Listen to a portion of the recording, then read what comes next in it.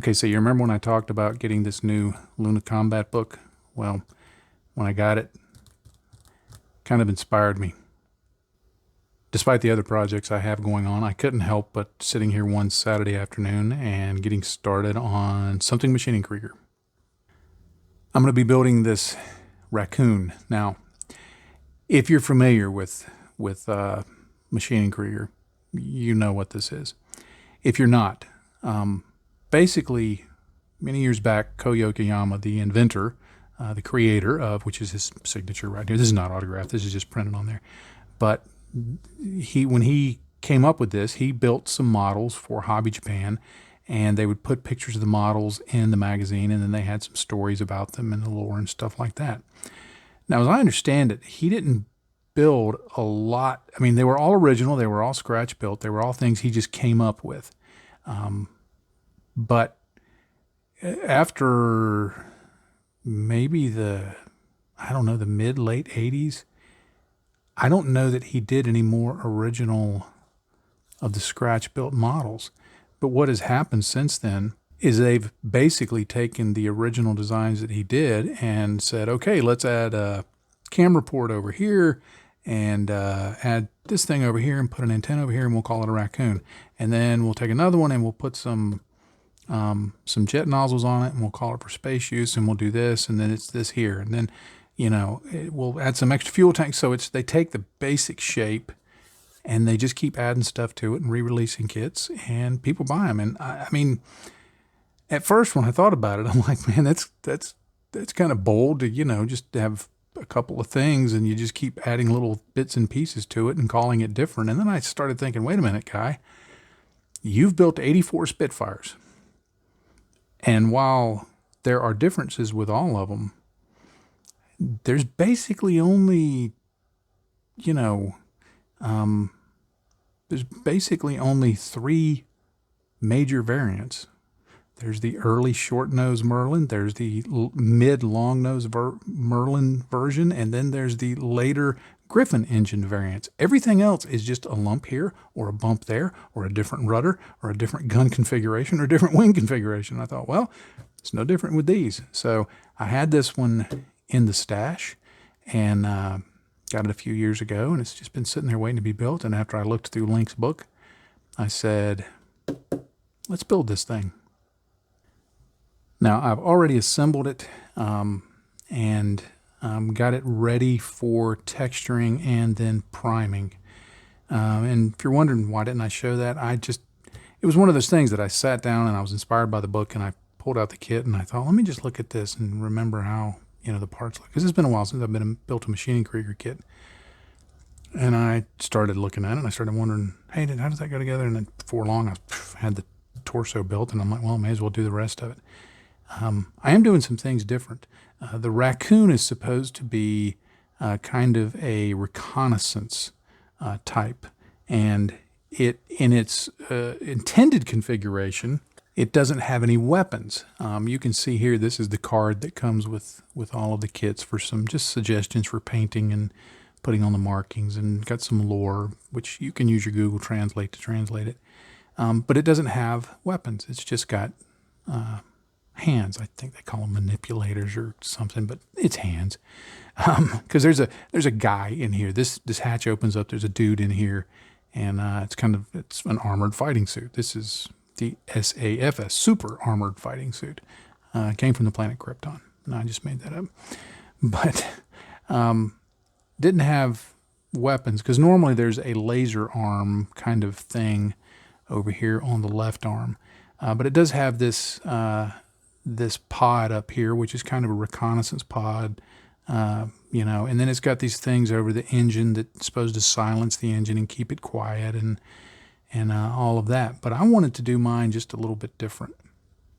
Somewhere I read, as I was, I looked this up on, I don't remember if it was Wikipedia or just some Machining Krieger fan site or something, that the Racoon was not only used as a reconnaissance, or will be in the future, as a reconnaissance fighting suit, but was also quite often used, is said to be used as a command and control, kind of a commander's suit because it has extra communications abilities, extra sensor capabilities, things like that.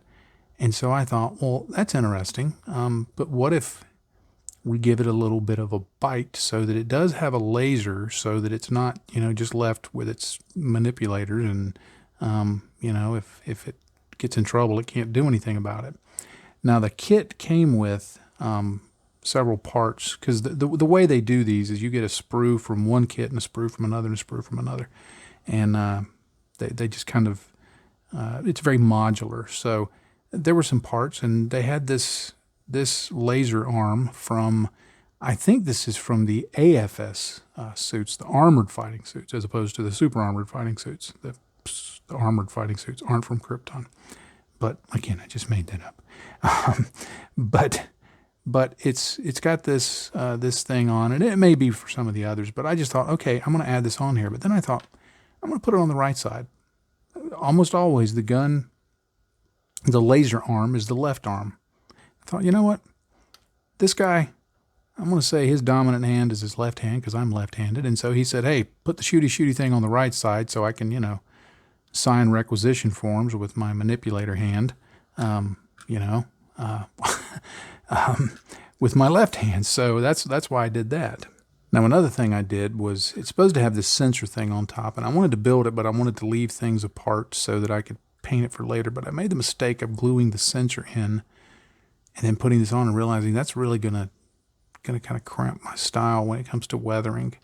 So I cut it. This was already glued in, just firmly in place. So I cut this off, used some plastic rod, just drilled a hole in there, glued it. So when it comes time to glue it on there, I can just mount it on there, glue it, and it'll stay in place just fine. So kind of recovered from that. There's this little antenna is not necessarily supposed to be on this variant, but I thought, well, I'll just stick an extra antenna on there, just kind of riffing off of the idea that this is a command and control variant. And then what I'll do is I'm going to check. I can't remember how Link does it. I think the way he does it is he textures it and then puts on some weld beads and stuff like that. Maybe the other way around.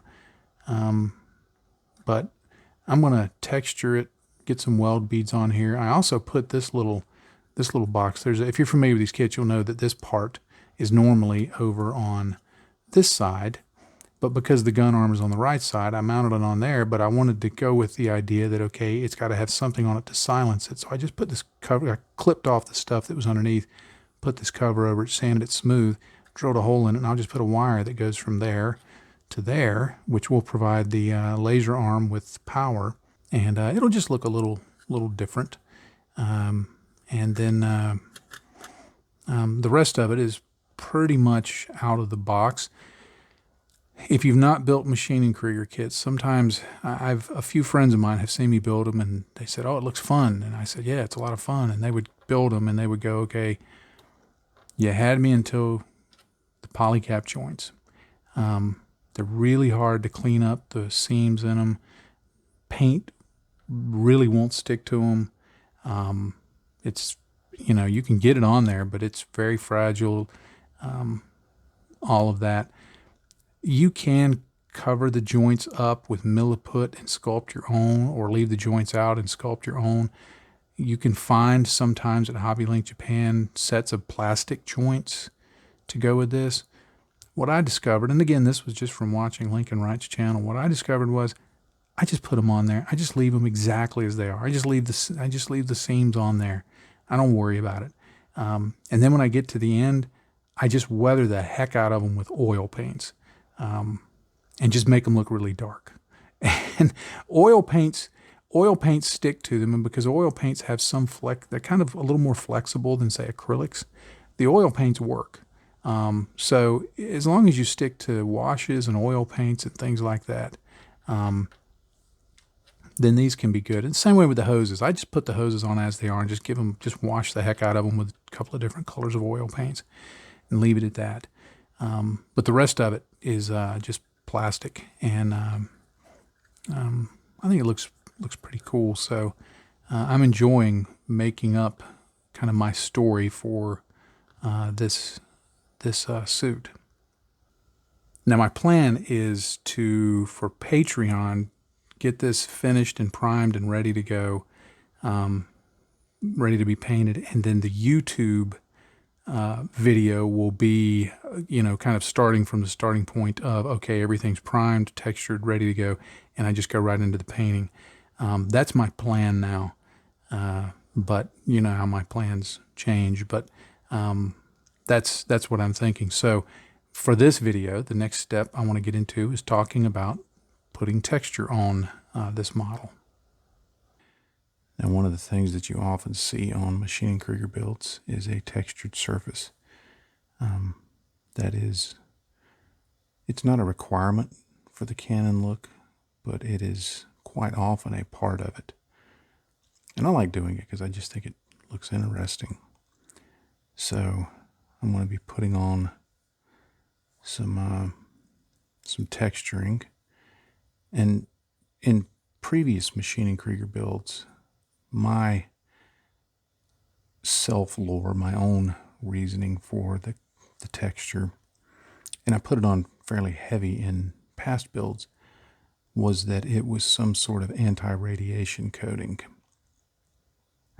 In other words, it wasn't a product of the material itself, but rather something added later to protect it from radar and lasers and, other things like that. Let me put this over here in one of my little scratch pads to dry. So that was my reason on past builds. Well, on this build, I decided to change my thinking. And what I want to do is consider the texture as being part of the material itself. That it's the nature of whatever this material is. Now, I read something somewhere in the last few days as I was researching, getting back into some Maschinen Krieger, that the skin of this thing is composed of, I think it said, 7 millimeters of some kind of metal. I don't think it was aluminum. It was something else. And then 10 millimeters of I think it said a ceramic composite. Now, again, I don't recall if that was somebody's own lore or if that was official Canon lore. But I thought, okay, that's fine.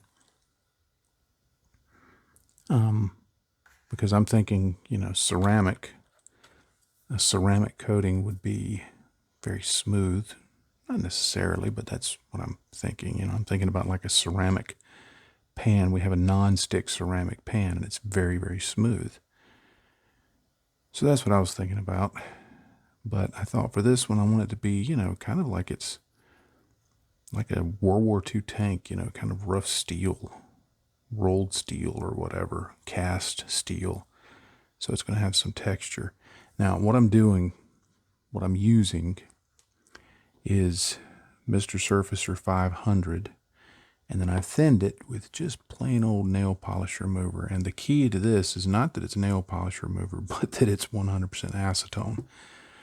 Now, if you don't have this around, you can use, Mr. Color Leveling Thinner. That'll work just fine. The reason I like the acetone, one, it's cheap. So when I pour a bunch of it in here and, need to thin stuff, I'm not thinning it with more expensive Mr. Color Leveling Thinner. But two, it seems to dry a little slower. So I have a little longer working time with it than with Mr. Color Leveling Thinner. Now I've thinned it so that you can kind of see how it's crawling around. It's thicker than you would want to airbrush, but it's still fairly thin. Now, in previous applications, I've actually done it thicker than this, but because I knew I wanted the texture on this to be a little lighter, I didn't thin it, or I thinned it a little more than I normally have on previous Maschinen Krieger builds. And but I'm just putting it on, and this is an not old, this is a cheap nylon brush, synthetic brush. You don't want to use, well, you can, but I wouldn't recommend using your Kolinsky Sable brush for this, just because it's a fairly destructive technique to begin with, in terms of how I'm just pouncing this on there. And the chemicals are, reasonably harsh. So I don't know that it's good for Kolinsky Sable. Thing you got to remember about sable brushes is that that's basically hair, and think about, well, if you were putting it in your hair, is what are you expecting the outcome to be? That's kind of how I think about this. But you can blob it in areas to gently fill in gaps. Like, I don't know if you noticed, but there was a little gap right there, and I just kind of blobbed some in there to fill that in. Once this is dry, I'm actually going to go back with a very light abrasive sanding. Whoops, come back here, you. Very light abrasive sanding stick. Just do it like that. And smooth it down a little, because I don't want there to be any really high points in terms of the texture, but I want there to be visible and visceral texture on the surface. So sanding it back a little bit will help do that. Now, you can, as this stuff dries, goes in with your brush, like I'm doing right here, and just pounce it around a little more, and it's going to add to the texture. If you get done with it and it dries and it's not as much texture as you want, go back in and put another layer. It doesn't take long at all. And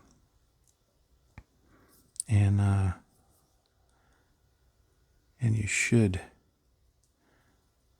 have good success with this. Now, you can use other things. If you've watched Lincoln Wright, you know that he'll use, to me, a putty thinned with cement. I've done that. I don't like it as much, because just the cement, trying to get some of the putty and then enough cement on it to make it, viable, just seems to dry really quick. And I get the same basic texture with this as I did with that, and this seems to be much easier to work with.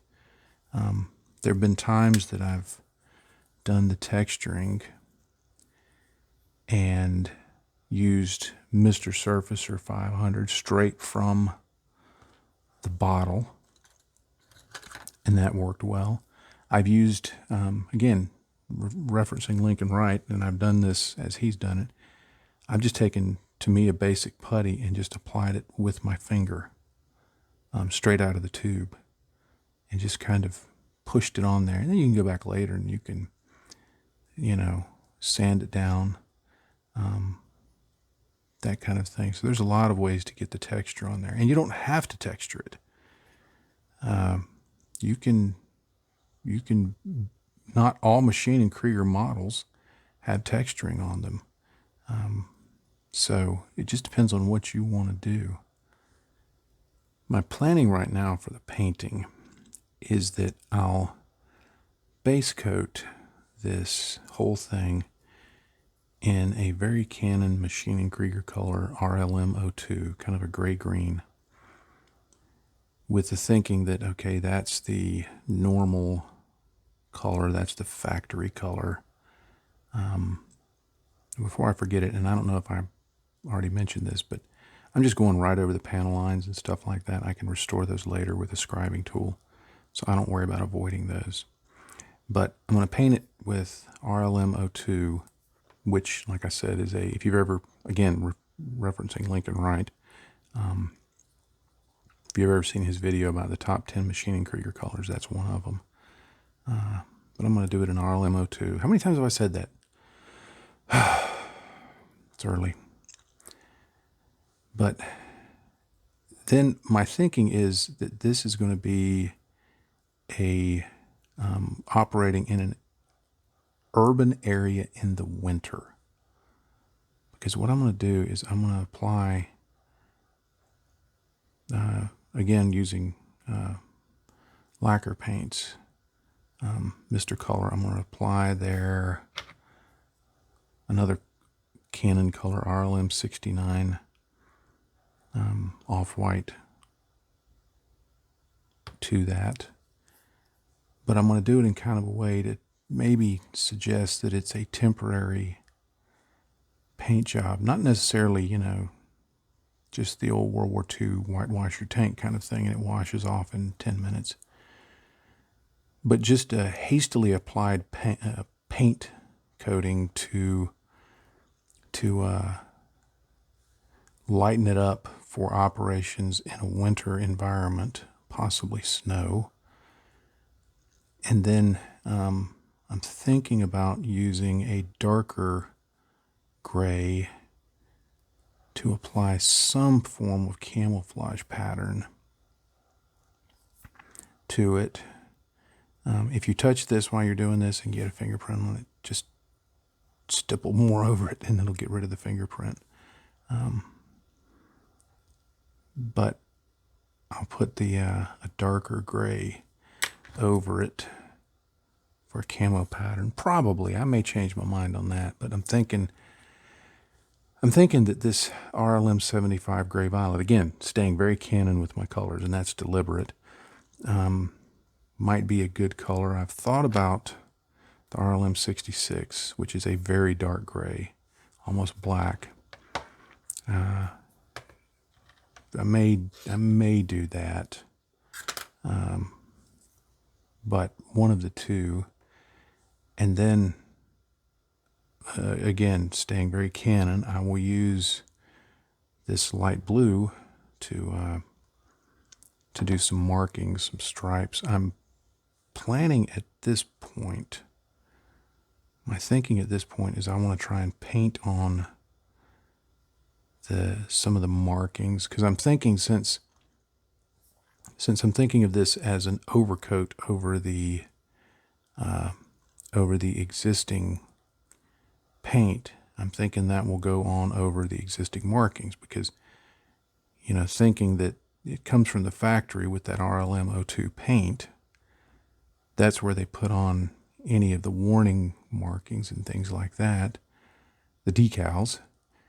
And if you put a temporary white coat over that, it's just going to cover up the decals. So I don't have to worry about decals, which is part of the reason I wanted to do this winter theme. I can just ignore decals. Not that there's anything wrong with them. The decals that come in the Maschinen Krieger kit, they're usually pretty good. They're Hasegawa. Not Hasegawa, they're Wave. They're from Wave, and Wave seems to have, I don't know if they do them in-house or if they get them done somewhere else, but they are usually very high quality decals.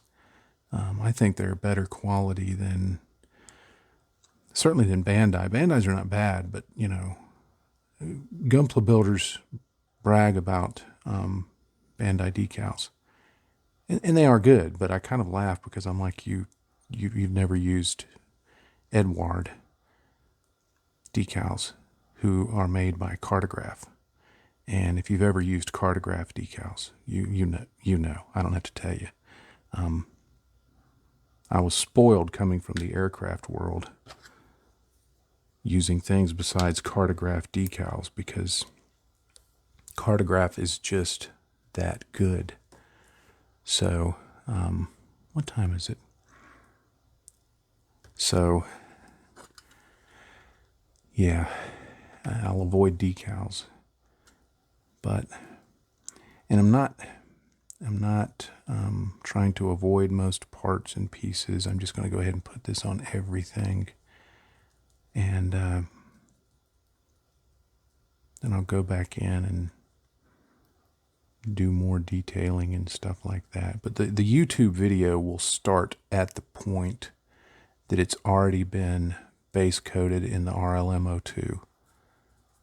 And then I'll just start from there. And the focus is going to be on that, you know, that brushing that lacquer paint on And I am going to hand brush it. I'm going to do it as a hand brush job. Brushing that lacquer paint on. And then all the weathering. Going to be plenty of weathering for it. Now, if you've never applied texture like this, note that it's not a fancy schmancy technique. It's just get it on there. It really is. And you kind of develop a feel fairly quickly. It's one of those techniques that, again, if you've not done, you fairly quickly develop a feel for how the surfacing medium, in this case the Mr. Surfacer 500, you get a feel for it fairly quickly how it's going to behave. And it dries fairly quickly once it's on here, and you can go back and add to it really easy. It's a very fun technique, I think. I mean, there's not a lot in terms of, fanciness to it. But it's just very satisfying to just sit here and pounce some stuff on. You could teach your kid to do this. And while you're working on one thing, you could have them texturing your model. It'd be a great way to bring along the next generation of modeler in our hobby.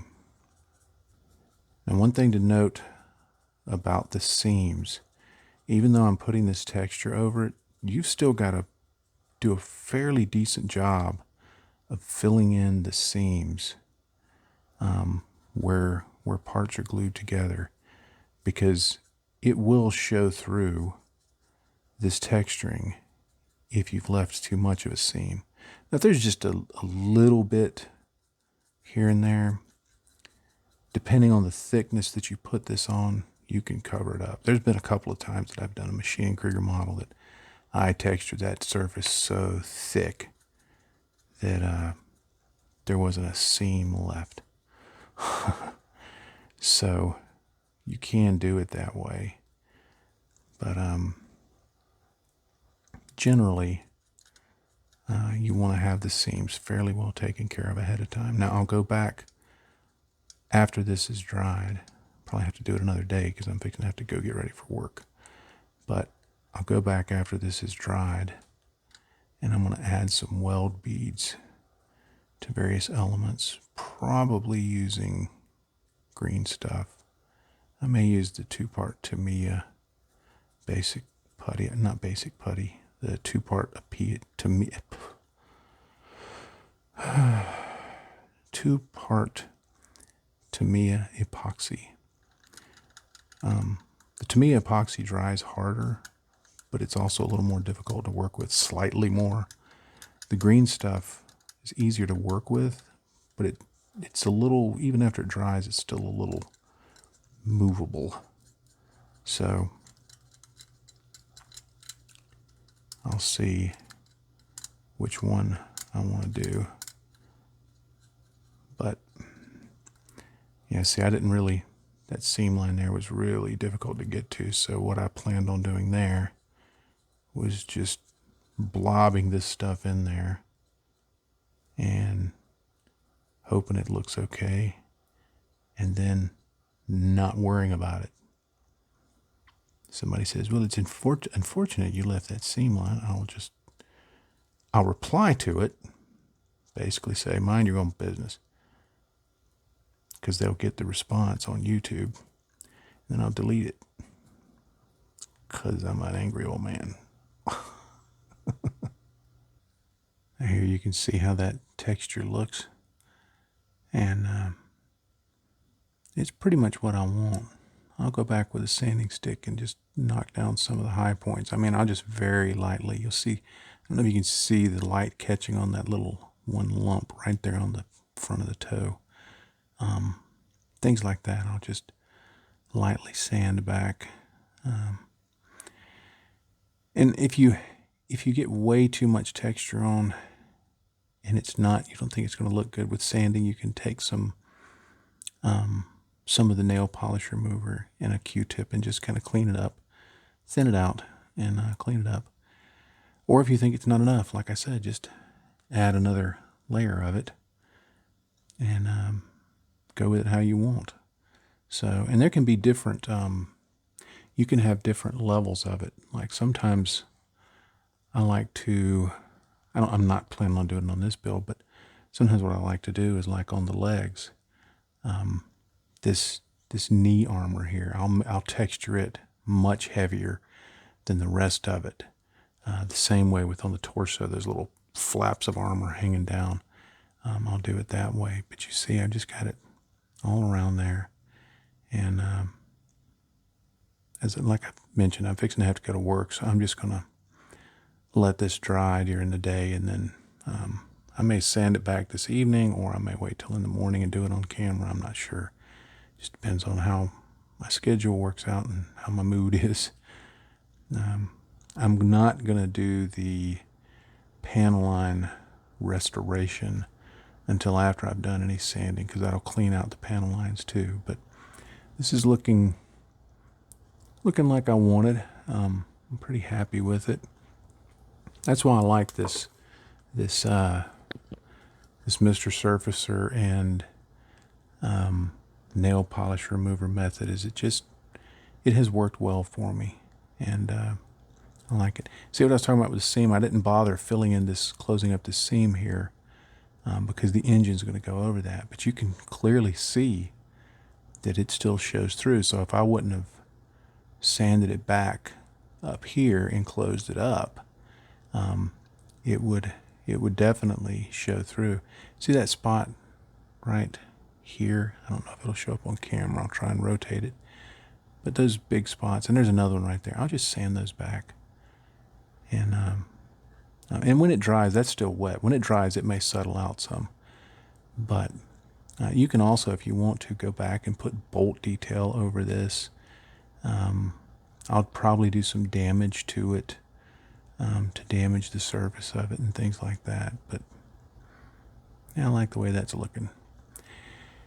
One other note, because I get this question from time to time when I'm using materials like this. I cleaned the brush.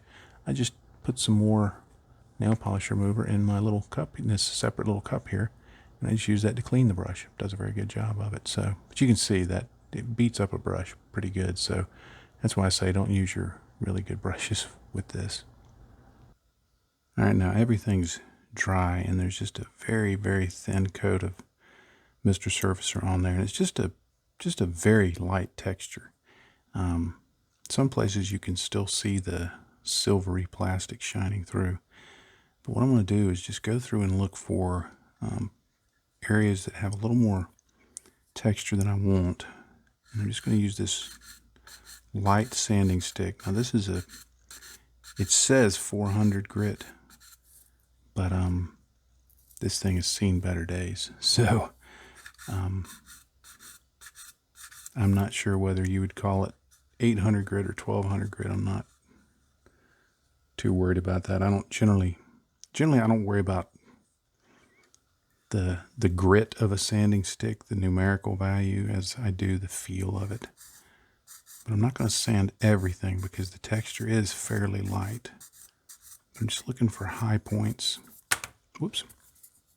Looking for high points to just sand back a little bit anywhere that I got it on too thick in relation to everything else.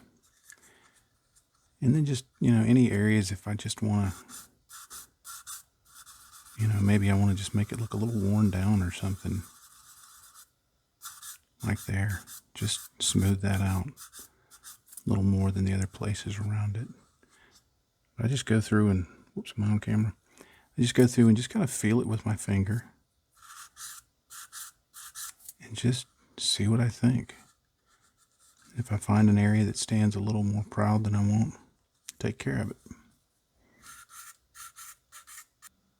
Now, one of the fun things to do with Maschinen Krieger, you can do this on any model, but I mean, it's especially welcome in Maschinen Krieger is adding various damage to the surface of the model, whether it's pock marks that might be, bullet impacts, laser impacts, whatever you want to imagine them to be, dents and dings and things like that, because these are armored fighting suits. I mean, they're out doing combat in these, these suits, and they're like, this one's going to be earth-based, so it's going to be going through wreckage and ruins. In fact, my plan for this in terms of paint is to think of it being a kind of an urban winter scheme.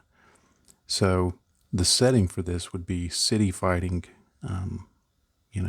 in the winter. And I want to depict it as being kind of older so that it's been through a lot. And so adding damage is one way of, showing that there's age on it.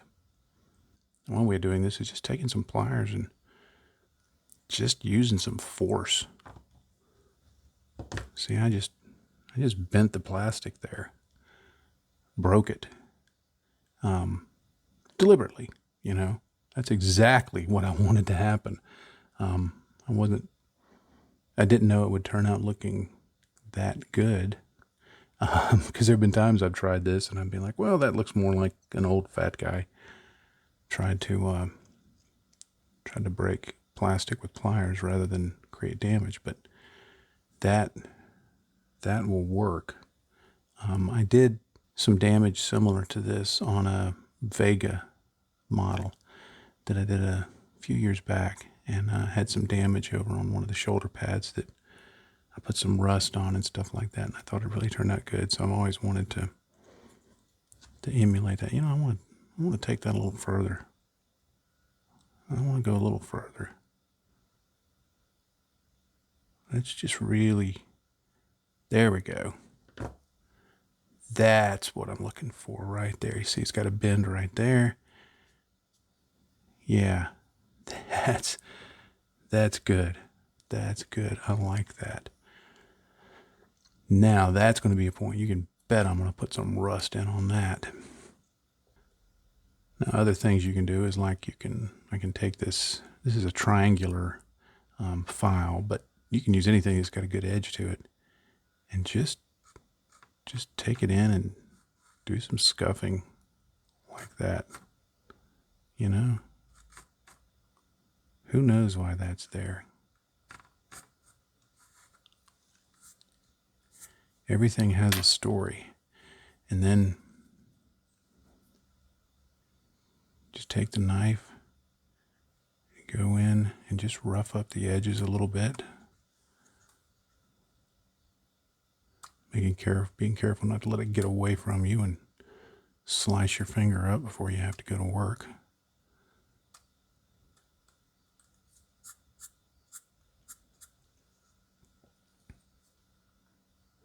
Just keep working it.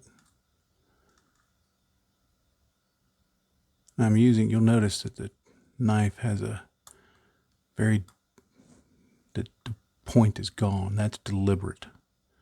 I like using old knives in general because they don't cut quite as well, which means you generally have more control. See how that knife just went off in that area? And I'm just going to scratch that up. I'm not even going to try and pretend that it didn't just go sliding off there. So now I've got some damage right up there. You can also just add kind of a bullet hole effect in areas like this. We'll keep that. If you don't want to keep that, just sand the texture back.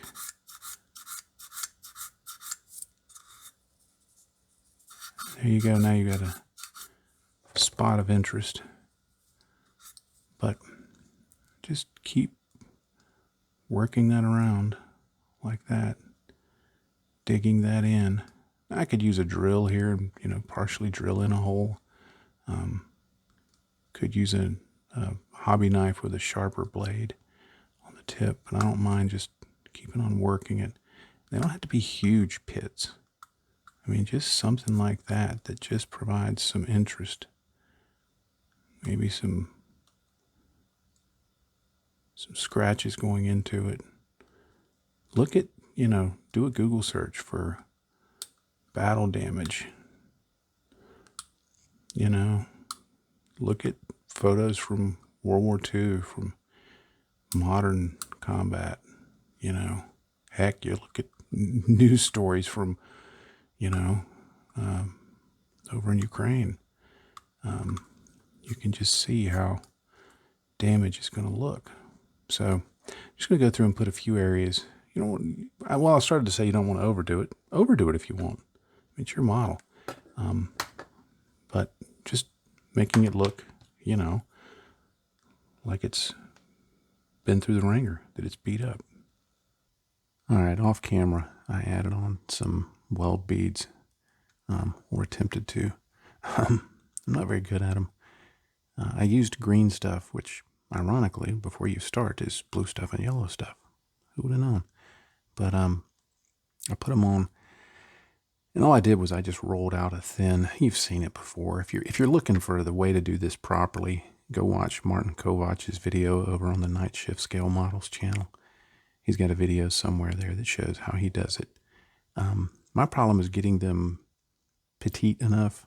I think I did okay on these parts, but I just got tired of working with little thin sausages of green stuff, and so I thickened it up a bit for this. It's a little overly thick. Yeah, welder was having a bad day, I guess. But I'll leave it. I may. The good thing about green stuff is it stays. I mean, it solidifies. Like I've got this little ball of it. Well, I had a little ball of it. Where'd it go? Had this little ball of it left over, and you can still kind of flatten that out.